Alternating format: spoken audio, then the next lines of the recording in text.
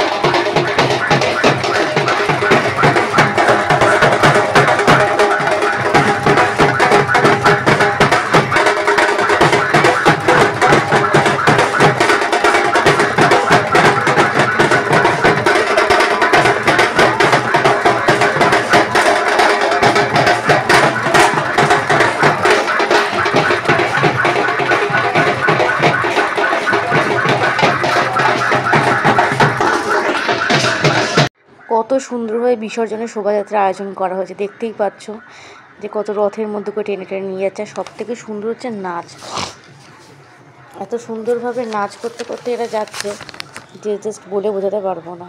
দেখো কত সুন্দরভাবে নাচ করতে করতে যাচ্ছে। এটা হচ্ছে সাপের, মানে বাঁশি বাজাচ্ছে, সাপ ফনা তুলছে। তারপর দেখো কত সুন্দরভাবে এই যে নাচ করতে করতে যাচ্ছে, দেখতে পাচ্ছ। তারপরে এসেছে ঢাক ঢোল নিয়ে, দেখতে পাচ্ছ।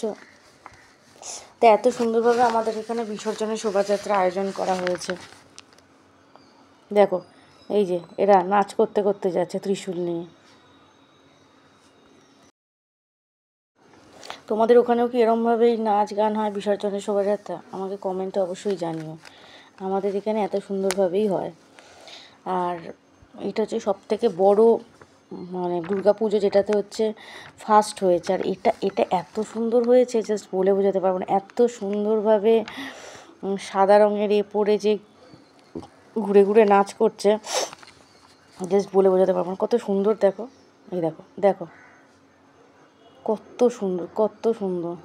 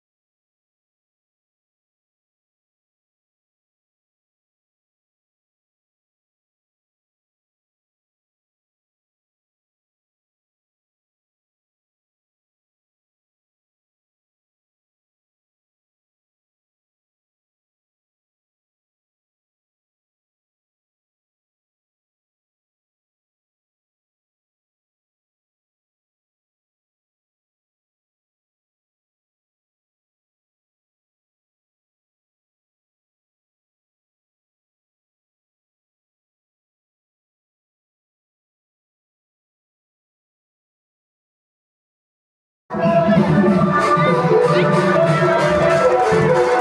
you.